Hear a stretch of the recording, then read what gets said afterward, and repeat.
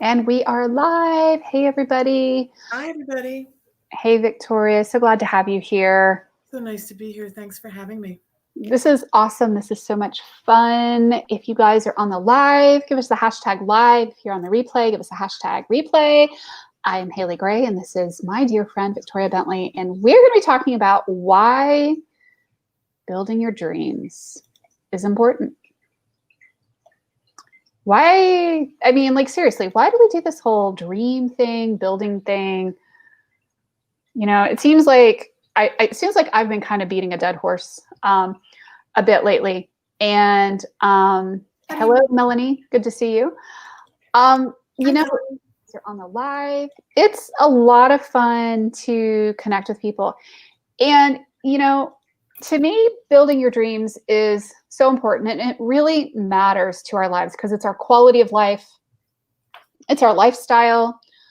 It is everything. You know, if we don't have a dream to go by, if we don't have a vision, if we don't have anything that we really want that we're working towards, it really kind of makes us really dull.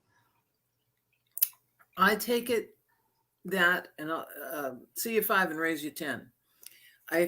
Believe God made us all for a purpose.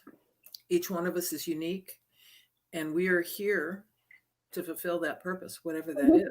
And I think our dreams and our desires and our urges and our inklings and our nigglings and, all that little stuff going on inside us is that purpose trying to get out and trying to Mm-hmm. let us know, no, I don't like this, but I like that, or this is interesting, or that's intriguing. And um, I think, I think for so many of us, and I would say especially women, and I'm not a feminist, I don't mean it that way, but I think especially women, we've often done what we're supposed to do, Oh, yeah. and and we get delayed or sidetracked, and we often don't find our purpose until later in life. Mm-hmm. I'm saying don't ever give up. That listen That to was me to some extent.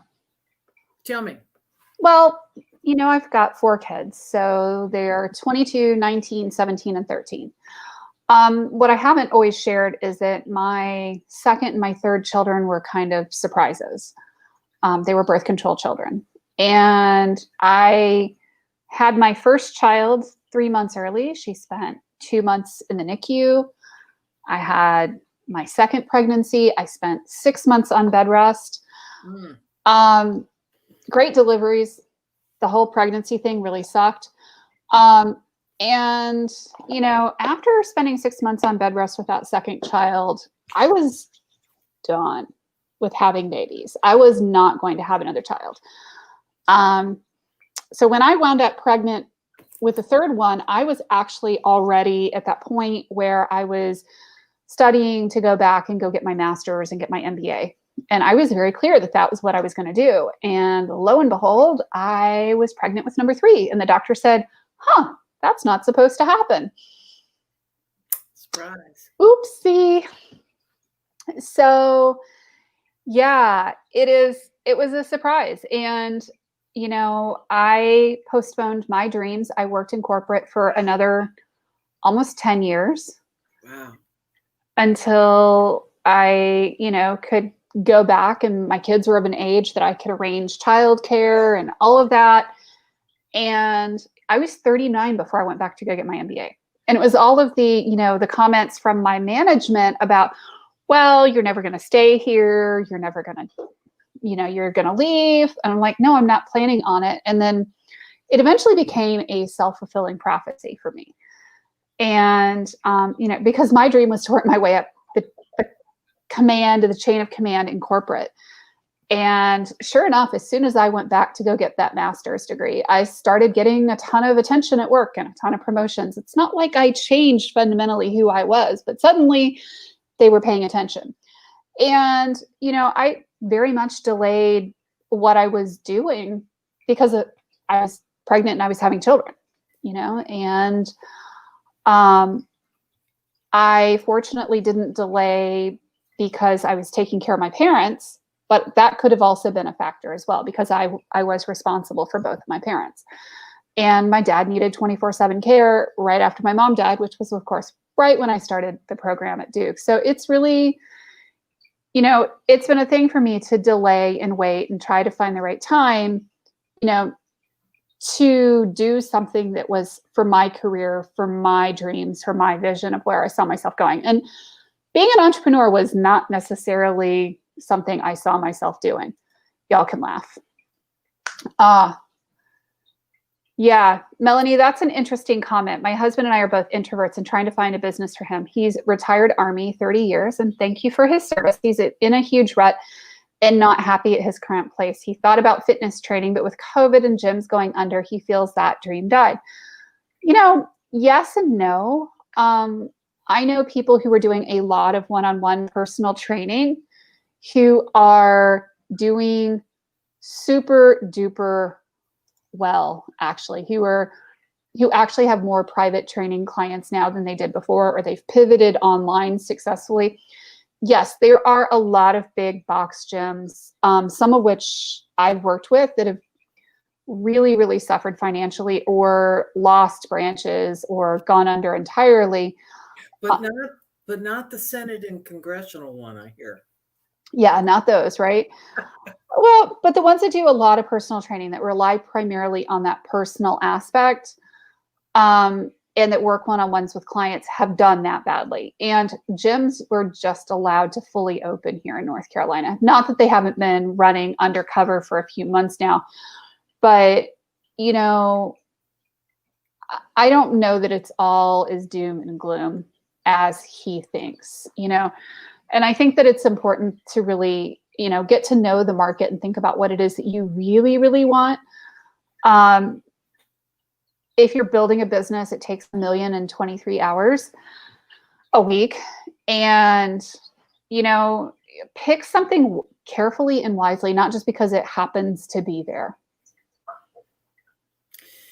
Kathy has a really interesting point. She said, I think in some ways postponing my dreams made me much wiser on many levels. So I embrace that because I can't go back.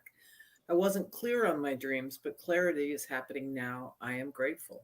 And yeah, who says you have to have it together at 21? I mean, no. Remember those kids in high school? They knew what they wanted to do. They knew what they wanted to major in. And I remember thinking, how'd you get there? How did you have enough of sense of self at a young age? And I think some people are just very driven and very, maybe their parents have helped them, maybe life or whatever. But I think it's just fine that you figure it out later, or you've deferred your dreams because it was more important that your spouse, you moved around with his career, paid more, or whatever. Right. You postpone your dreams somewhat because, you're raising children or whatever. And I mean, there were a lot of things that I gained through that time. And it was important to me to really understand kind of who I was before I really made that leap out of corporate. That's a very good point. Yeah. Because going to your own shop and becoming that entrepreneur, having a dream for your own business, trying it out on someone else's is a great way to see what works, what doesn't work, what you like, what you don't like. Mm-hmm. Oh, absolutely. Yeah. Absolutely. And I just posted the link for those of you in the group to get so that we can see your name and you don't show up as Facebook user. Yeah, I mean, I think that it is very important, and it's interesting because, you can postpone to a point, but then there is a point where you're like, okay, now it's time. There's never a perfect time, but, starting to build those dreams, I think it gives us more of a sense of purpose and more of a sense of urgency. And it's fun. For me, it's been really fun. I think it's fun. I think certainly it's been challenging. There are some days that I've just said, I can't do this. I don't want to do this. I want to go home. And then, you just try again. You just right here. That's just the way it is. So absolutely. Yeah. away right now, and I called into the plant today, and I had a new employee start. I called to make sure she was doing well, and uh, got another interview tomorrow. We're doing a lot of phone interviews, and I think, oh my gosh, this is so fun. And I would not be able to do this had I not done the things I did when I was younger. Hmm. Uh, and the understanding of how much of a grind this can be. I mean, you can love it, but man, this can be a grind. And that's the way it goes. Yeah. Well, and Dreams are that's worth it. part of why it's called a work. It's a 4-letter word.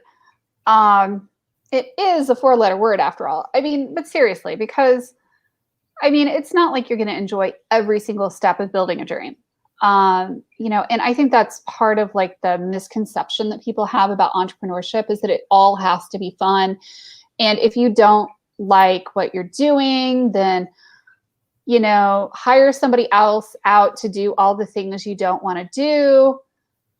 And, I think that there is a point where you absolutely can hire stuff out. However, what I learned in my last business and what I've learned in this business is that you have to be, competent at most of the aspects of doing your job, whether that's, sending emails out via MailChimp or Entreport or whatever, and, using a CRM and doing kind of the things to do the business in order to move it along towards that dream. And a lot of people will sell you, oh yeah, well, you just need to hire a VA to do all your social media. You need to hire this out. You need to hire that out.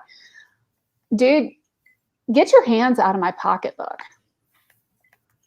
Anybody that tells me I need to spend more money in my business, they need to get their hands out of my pocketbook, so that I really can build my dream, because a lot of it is, hey, I'm going to build this dream to financially support myself.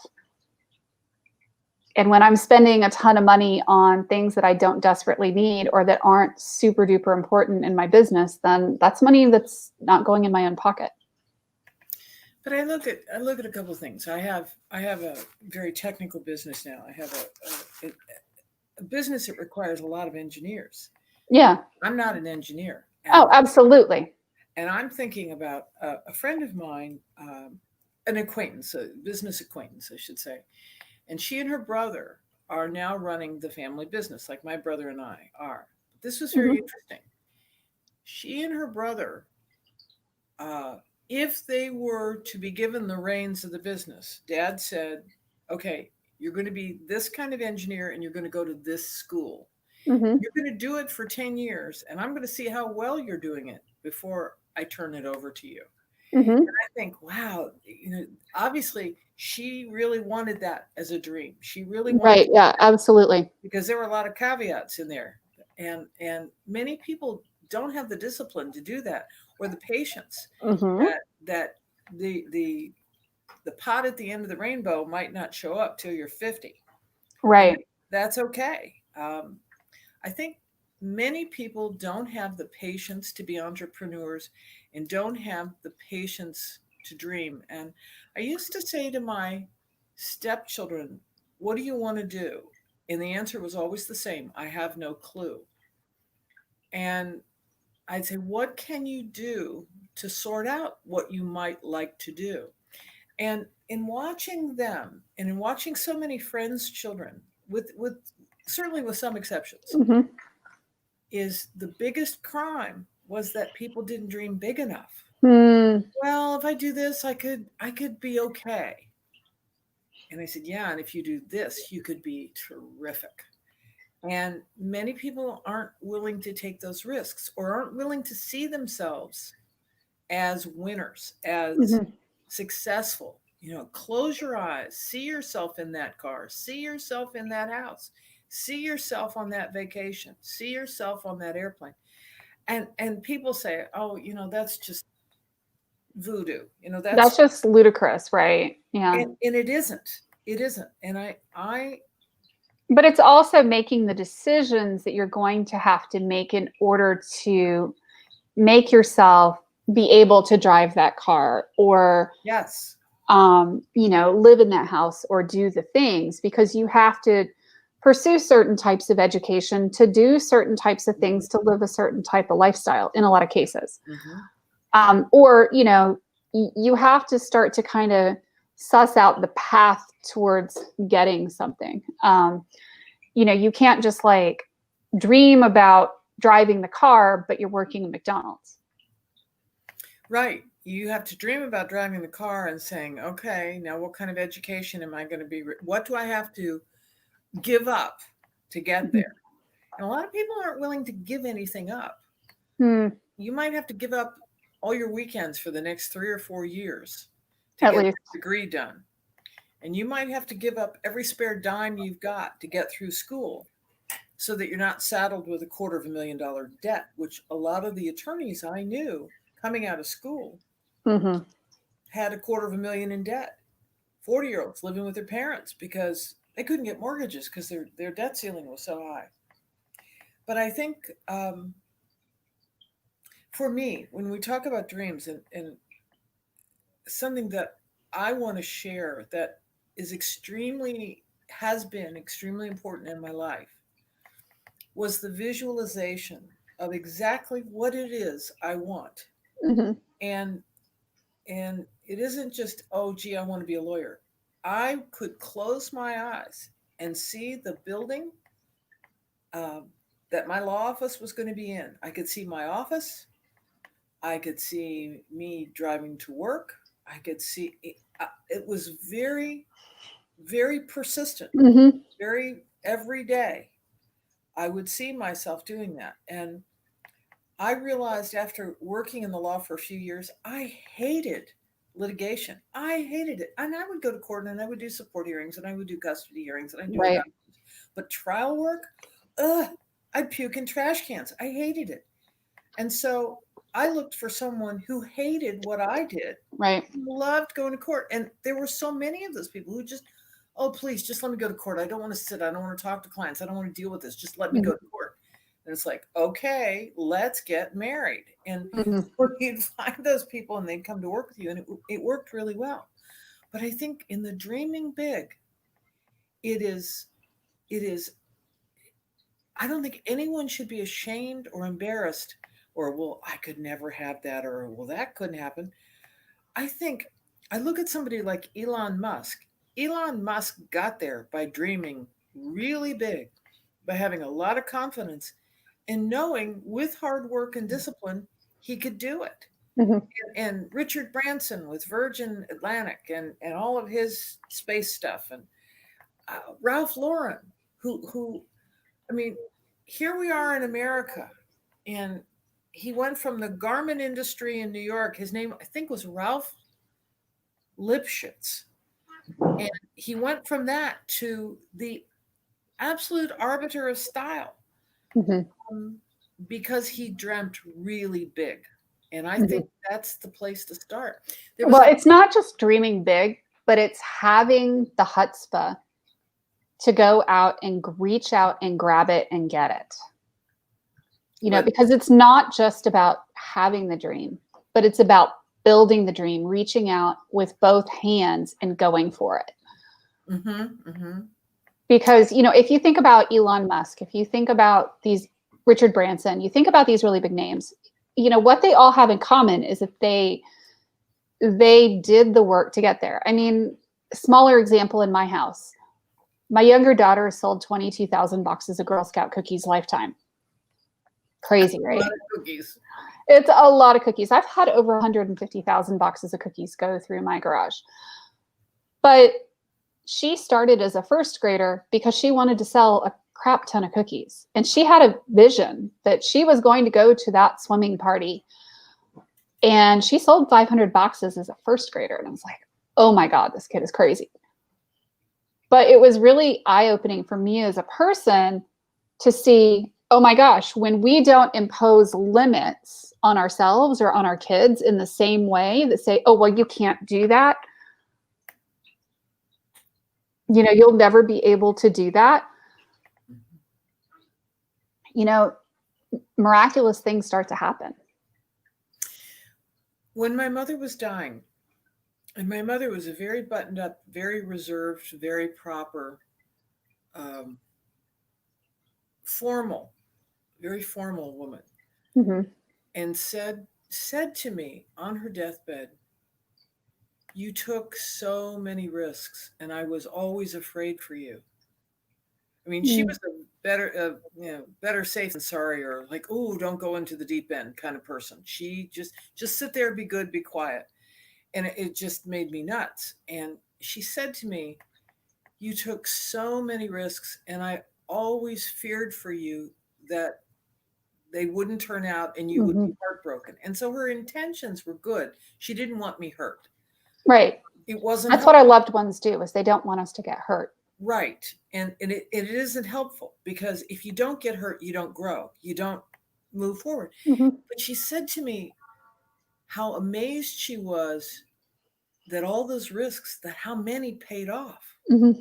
and that she marveled at that, and that she was proud of that. And that meant a great deal to me, because it, no matter what I set out to do, it's like, be careful, you'll get hurt, or somebody's going to cry, or, and so it was really, it was a fearful atmosphere. And Right. Mm-hmm. she did not take risks, and she did not follow her dreams, and Mm-hmm. she died young. And I think that for me, my dreams, when I have my eye on something, the first thing I do is I draw it, or I take a photograph of it, and I put it on the bathroom mirror. And so every morning when I'm brushing my teeth, every night, every morning when I'm washing my face, I'm looking at that saying, I am working today towards that. Today I'm going to do ABC to get me closer to Mm-hmm. that dream. And it becomes, I mean, it becomes part of my DNA.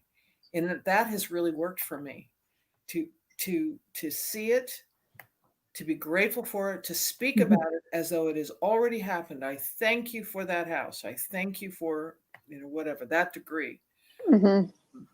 I was on a trip in in Hilton Head long ago, and I was on the beach and I was looking at people, and I was not liking the job I was in, and I said, if I go to law school, this is going to take me where I want to go. Mm-hmm. And I got up, I went back in the house, changed my clothes, went to the mall, to the bookstore. And I wish I could tell you what the name of the bookstore is. Long gone. You know how bookstores were at the mall. It wasn't Borders, it was way before that. Right. And I got the LSAT prep books Mm-hmm.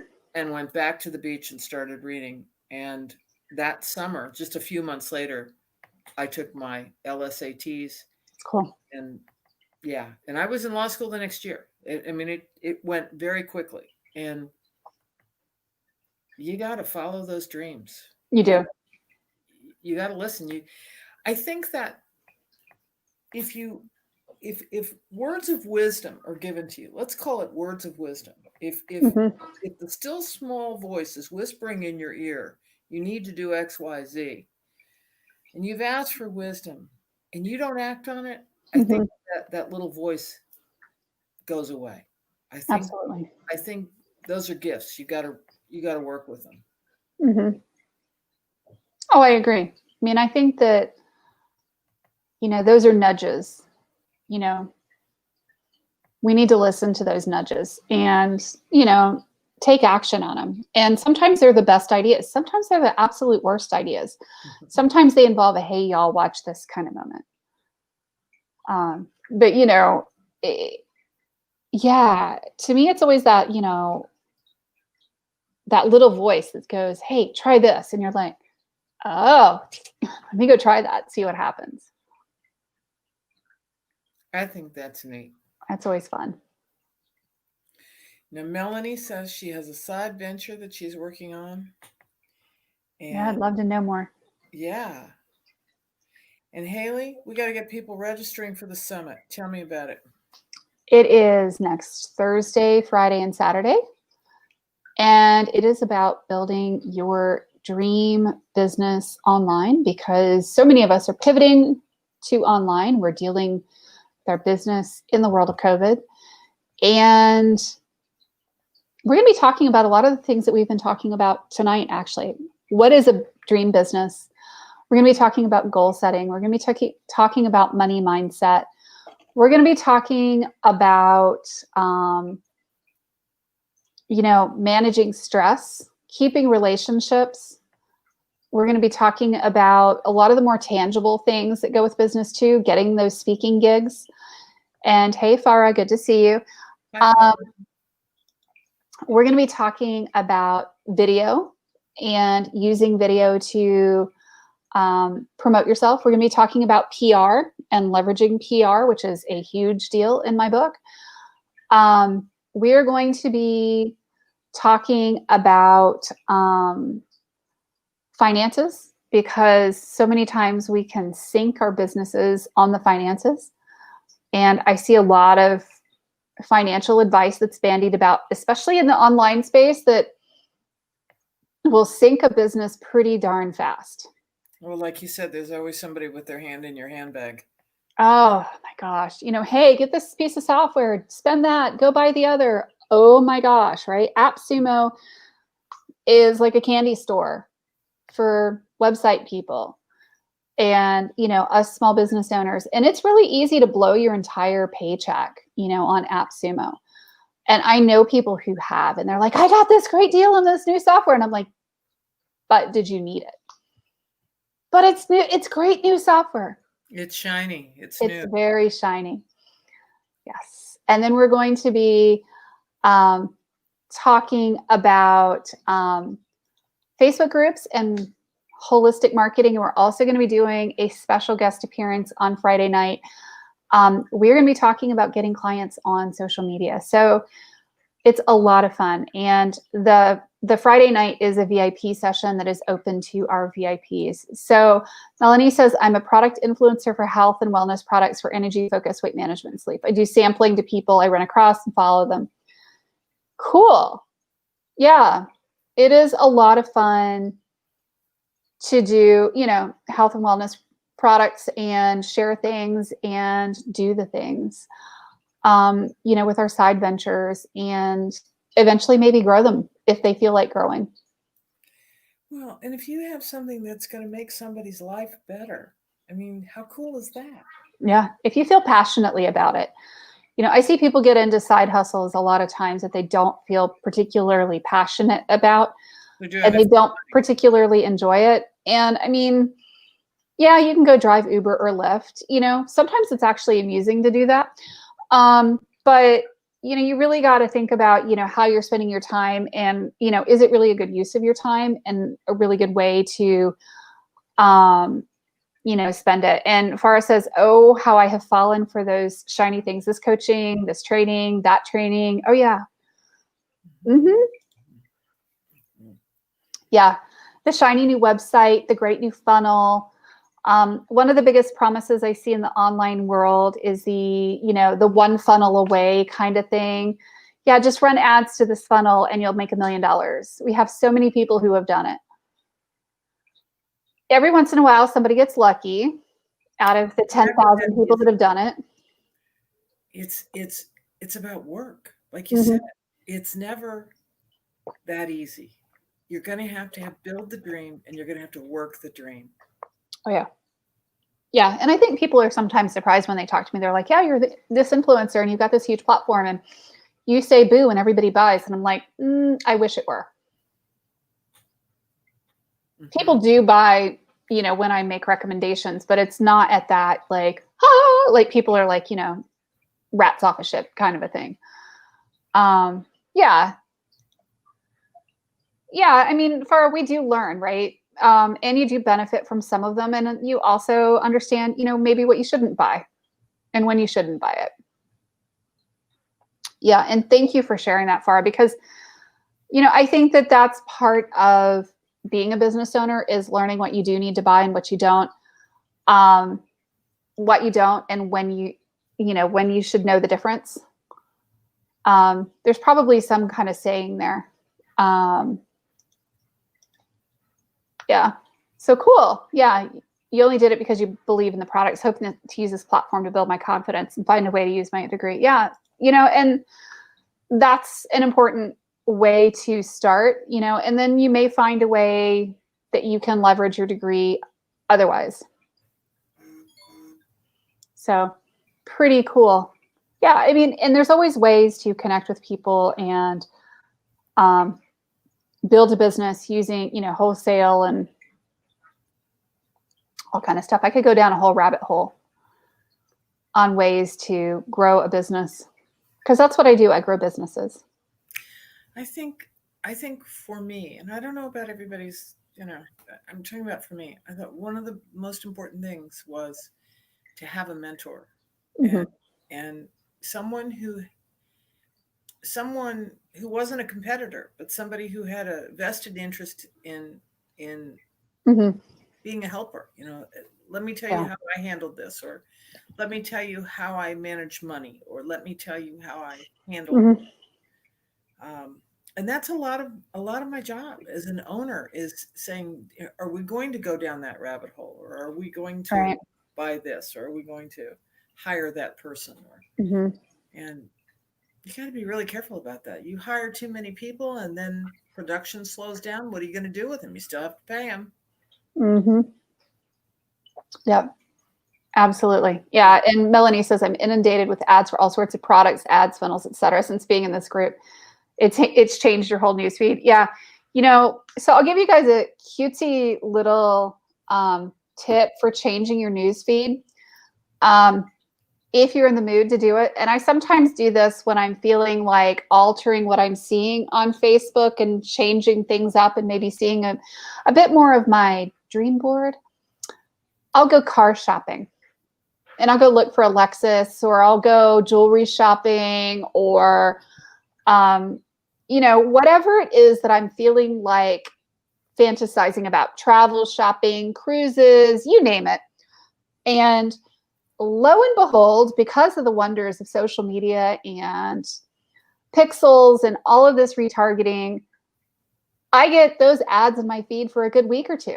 So if I'm looking for handbags for Coach, I'll see that bag over and over and over again.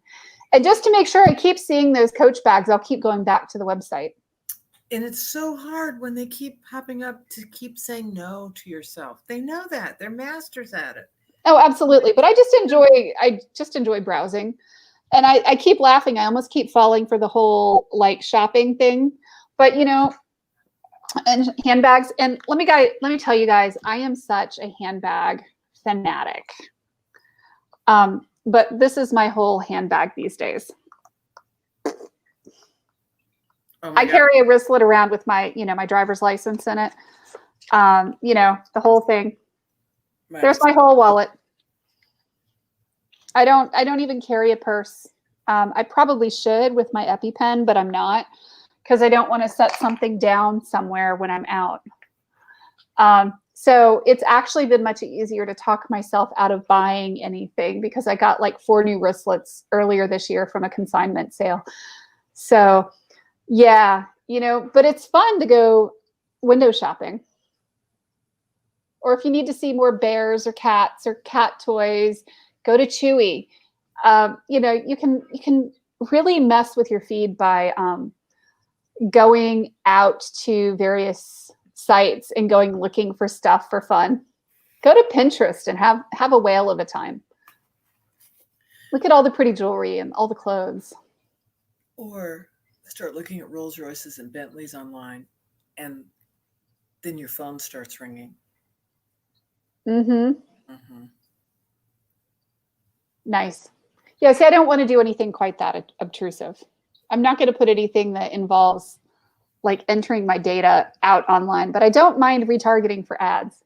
Oh, I didn't enter anything. They found me. Oh, They found me. nice. I didn't buy anything.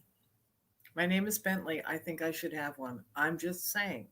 I think you should too. I think your husband should keep you in the style to which you'd like to become accustomed.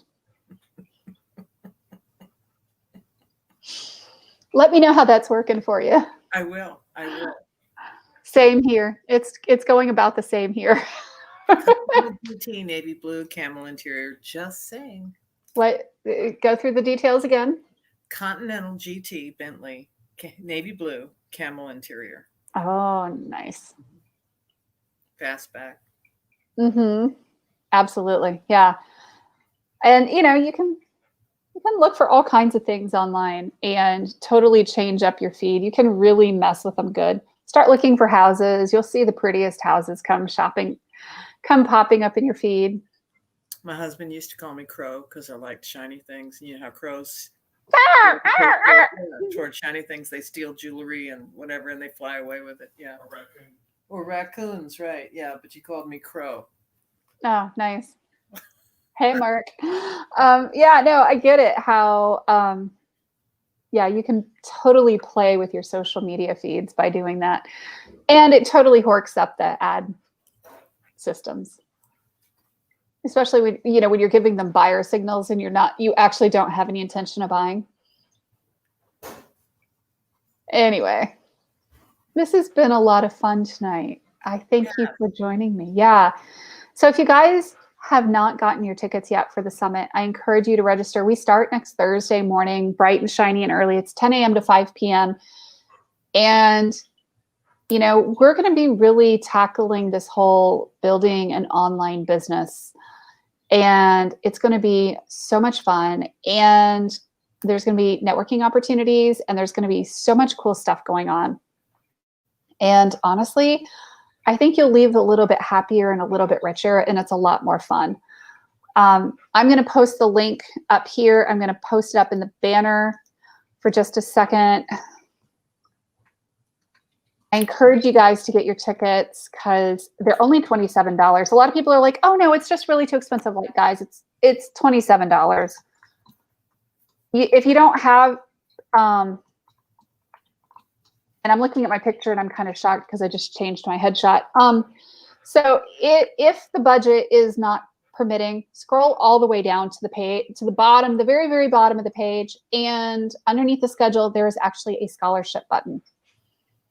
So if you can't do the 27, and I know that there are people right now that can't because of COVID, register anyway. There's a scholarship button all the way at the bottom. So scholarship. Go find the button. Networking opportunities we're going to have. Mm-hmm. And, it's important to network in our businesses. A lot of people are like, well, why do you go and talk to so many people? And I'm like, yeah, because that's how you get clients. When I was practicing, I used to give free talks all the time. Any opportunity I had, I don't care if it was the garden club, I don't care if there was a store in town and they gave something called the College of Knowledge, and I would come and talk about wills, or I would come and talk about the importance of having a power of attorney. And then all of a sudden, hey, do you do divorces? Do you do custody? And you'd go talk to 100 people, and in the next 2 weeks, you'd see 10 of them in your office. Because you have a face and a voice and a name and a card, and it's the way to get It works. It works. It works. Absolutely. You have to put yourself out there. And if I you love it. have somebody in your organization do it, if somebody else is better at it, if you think they can bring in more stuff for you, then have them do it. But every chance you get to talk, you're going to bring in business. Absolutely. Every chance you get to network with somebody and connect is a potential chance to bring in more business. Totally agree. Very cool. Well, thank you so much for joining me tonight, Vicki. Always. This is so fun. I look forward to our Tuesday nights. And thanks, everybody, for dropping in to see us. Thank you, guys. We'll see you later. All right. Have a good night. Thanks. Bye. Bye.